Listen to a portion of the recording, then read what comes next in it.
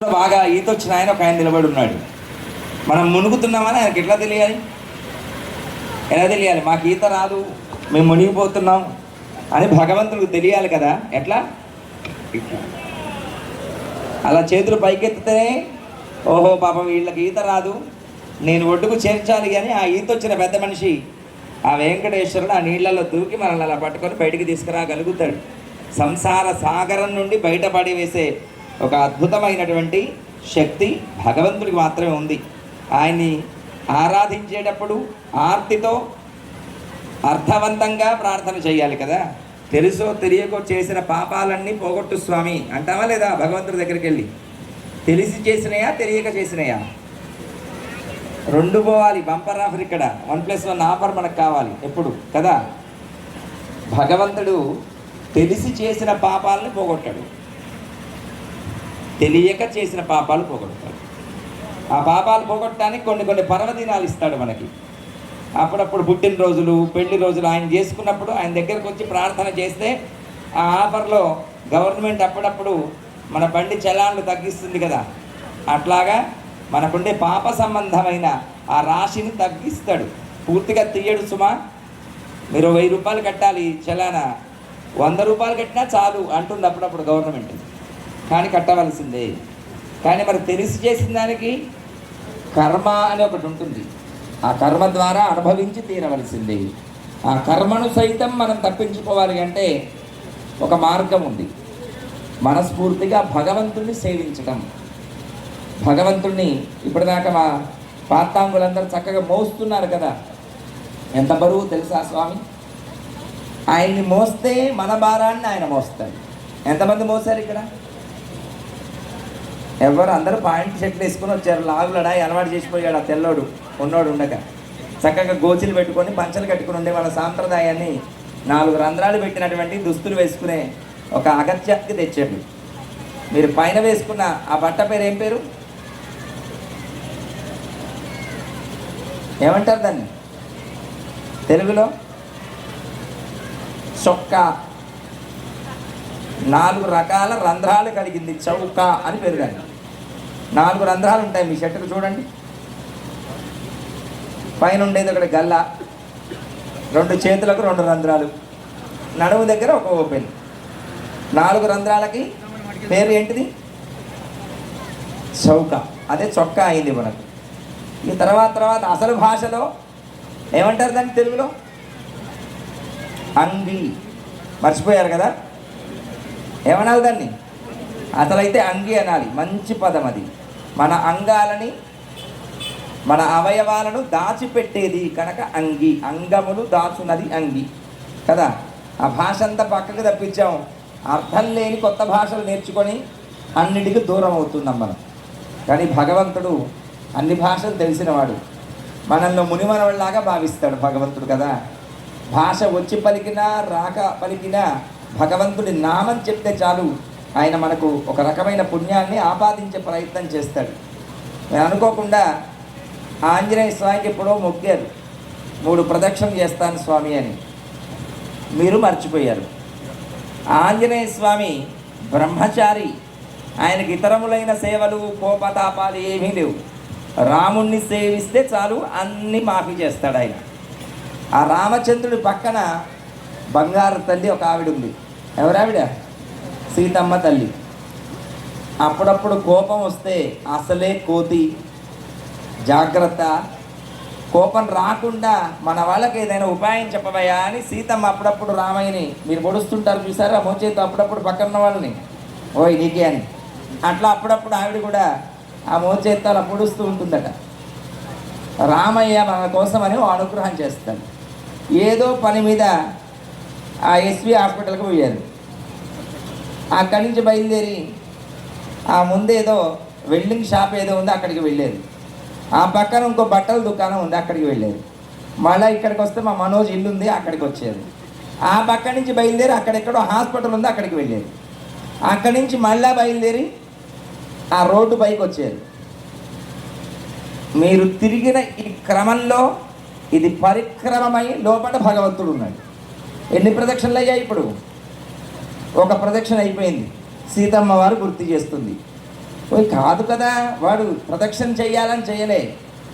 లేదండి, పాపం లోపలికి వచ్చి చేస్తే భక్తులు ఇబ్బంది పడతారని వాడి ఈ ప్రదక్షిణ చేసిన లోపల ఎంతమంది భక్తులు ఉన్నారో అంతమందిని హనుమయ్య నువ్వు రక్షించాలి అని పాపం ఇంతమంది కోసం ఇంత పెద్ద ప్రదక్షిణ చేశాడండి అని సీతమ్మ చెప్తుందట. అంత మంచి దయాళువులైన వాత్సల్యం కలిగిన భగవంతుడు మన సొంతం. అలాంటి తల్లి తండ్రి కలిగినటువంటి ఒక గొప్ప రాజ్యం మనది, రామరాజ్యం. ఇదే తారీఖున రామయ్యను ప్రతిష్ఠ చేసుకున్నాం అయోధ్యలో. మనం గుర్తుందా మీకు? అందరూ దీపాలు పెట్టాలి ఈరోజు అనుకున్నారు. దీపాలు మీరు పెడతారో లేదో మర్చిపోతారేమో అని ఆయన వాత్సల్యాన్ని ఇలా చూపించడానికి మన దగ్గరికి వచ్చేది. ఇది రామయ్య గుణం, అయ్య గుణం.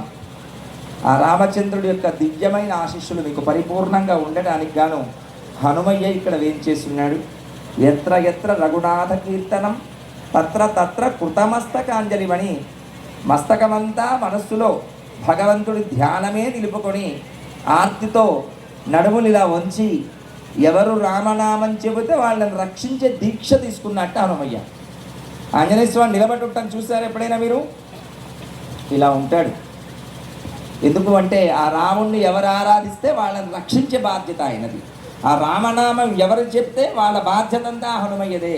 అలాంటి హనుమయ్య ఇక్కడ ఉన్నాడు. ఆ హనుమయ్య దివ్యమైన అనుగ్రహం మీ అందరికీ పరిపూర్ణంగా ఉంది. ఈ ప్రాంతంలో ఉన్న మంచి పిల్లలు కొంతమంది మన సన్నిధికి చాలా దగ్గర, మా మనోజ్ లాంటి వాళ్ళు.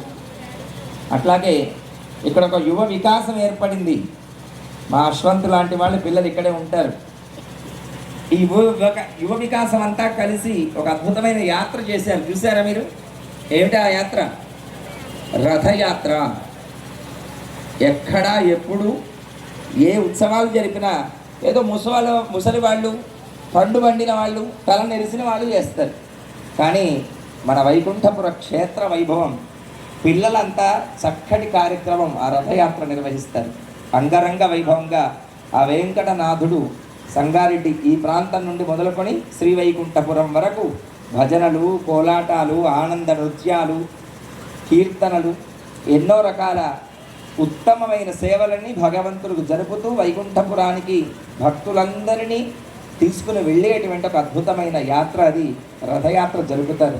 ఈ ప్రాంతంలో రుద్ర యూత్ అని ఒక యూత్ ఉంది కదా, వాళ్ళందరూ ఈ ప్రాంతంలో జరిగే కార్యక్రమాలతో పాటుగా మన వైకుంఠపురానికి సంబంధించిన కార్యక్రమాల్లో కూడా చక్కగా అన్వయిస్తూ ఉంటారు. వాళ్ళందరూ కూడా చక్కటి భక్తి కలిగినటువంటి వాళ్ళు. వినాభక్తి నపుణ్యం అని సూత్రం. అంటే ఏంటి? భక్తి లేని వాడికి పుణ్యం రాదు. భక్తి అంటే ఏమిటి చేయాలి?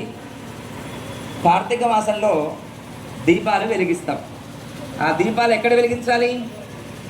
చెట్టు దగ్గర వెలిగించాలి. ఏ చెట్టు? రావి చెట్టు, తులసి చెట్టు, ఉసిరిక చెట్టు, చెట్టు దగ్గర పెట్టాలి. మన వాళ్ళు పెద్దవాళ్ళు ఏం చెప్పారంటే ఆ చెట్టు కింద ఇతరులైనటువంటి ఏమైనా జీవజాతులు ఉండొచ్చు, మనం కార్తీక మాసంలో ఎక్కువగా పూజిస్తాం కనుక అక్కడ ఎప్పుడు వెలుతురు ఉండాలి కనుక అక్కడ దీపం పెట్టండి అని చెప్పారు. ఆ దీపం ఏం చేసింది తెలుసా? మన అతిభక్తి, పిచ్చి భక్తి, మూఢభక్తి. ఆ చెట్టు కిందే దీపం పెట్టాం. చెట్టంతా మాడి బొగ్గు. ఇది భక్తేనా? కొద్దిగా స్పర్శ కలిగిన భక్తి కలగాలి మనకు. వెనకట ఓ ఇంట్లో ఏదో కార్యక్రమం జరుగుతోంది. ఓ పంతులు గారు వచ్చారు ఇంటికి. ఆ పంతులు గారు, ఏరా ఇంటి నిండా కోళ్ళు కుక్కలు ఇట్లా ఉంటే పూజ ఎట్లా చేస్తా అన్నాడు ఆయన. పాపం అంటే వాళ్ళంతా అయ్యో అయ్యగారు వచ్చారు ఈ మాట అన్నారని ఆ కోళ్ళను కుక్కలంతా ఒక గంప కింద పెట్టి శుద్ధి చేసి అయ్యా పూజ చేయండి అన్నారు. వాళ్ళు ఏదో పూజ చేశారు. ఓ 2 తరాలు 3 తరాలు గడిచిపోయింది. ఆ ఇంట్లో కోళ్ళు కుక్కలు లేవు. పాపం ఈ అయ్యగారు వస్తున్నాడు. ఆ ఇంటి పెద్ద ఆయన, అయ్యగారు ఒక 5 నిమిషాలు కూర్చోండి అని బయటికి వెళ్ళాడు. వెళ్ళి ఆ మూల మీద ఎవరో కోళ్ళు కుక్కలు అమ్మేవాడు ఉంటే, ఒరే ఓ 100 రూపాయలు తీసుకుని 1 గంట సేపటికి కోళ్ళు కుక్కలు ఇవ్వరా నాకు అని కిరాయికి తెచ్చుకున్నట్టుగా వాటిని తెచ్చుకున్నాడు. తెచ్చుకొని గంప కింద పెట్టాడు. అయ్యా ఇక పూజ చేయండి అంటున్నాడు. అర్థమైందా మీకు? కోళ్ళని కుక్కల్ని ముట్టుకుంటే స్నానం చేసి పూజ చేయాలి. అవి ఎక్కడ తగులుతాయో అని అంతకుముందు అయ్యగారు చెప్పాడు. ఒరే వాటిని దూరంగా పెట్టరా, గంప కింద పెడితే మన పూజ మనం చేసుకుని వెళదాం. ఇప్పటి తరం వాడికి ఏమర్థమైంది? మా ఇంట్లో గంప కింద కోళ్ళు కుక్కలు ఉంటే తప్ప మా ఇంట్లో పూజ చెయ్యరు అనే స్థితికి వచ్చేసింది మన సాంప్రదాయం. అలాంటి మూఢభక్తిలో వెళుతున్నాం మనం. కొద్దిగా సాంప్రదాయం గురించి తెలుసుకుందాం. ముఖాన బొట్టు, మన కట్టు, ఈ రెండు ఉంటే సాంప్రదాయానికి చాలా దగ్గర అవుతాం మనం. భగవంతుడి నామం చెప్పడం ఎంత ముఖ్యమో, పెద్దలు మనకిచ్చిన సాంప్రదాయంగా బతకడము అంతే ముఖ్యం. ఎట్లా పడితే అట్లా ఉండకూడదు.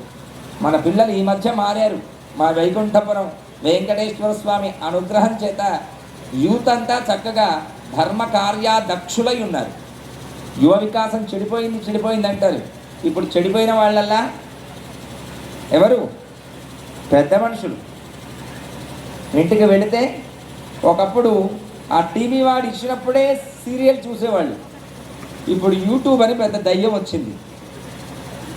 ఆ దయ్యం ఇంటిల్లి పాదిని మింగేసింది. ఎప్పుడు టైం దొరికితే అప్పుడు ఆ సీరియల్ని వెనకకు చూడొచ్చు, ముందుకు చూడొచ్చు. వచ్చినప్పుడు చూస్తే గొడవ లేకపోవును. ఆ టైం తప్ప మిగతా టైంలో పోయేవాడు బంధువులు. పాపం ఆ టైంకి వస్తే బంధువులు వచ్చినా పట్టించుకోరు. ఎవరైనా ఫోన్ చేసి అమ్మా ఉన్నావా, ఈ పక్క వీధిలో ఉన్నాం, వచ్చి కలిసి వెళ్తామంటే అయ్యో అక్క ఇప్పుడు బయటికి వెళ్ళాక ఎందుకు? ఆ సీరియల్ కోసం.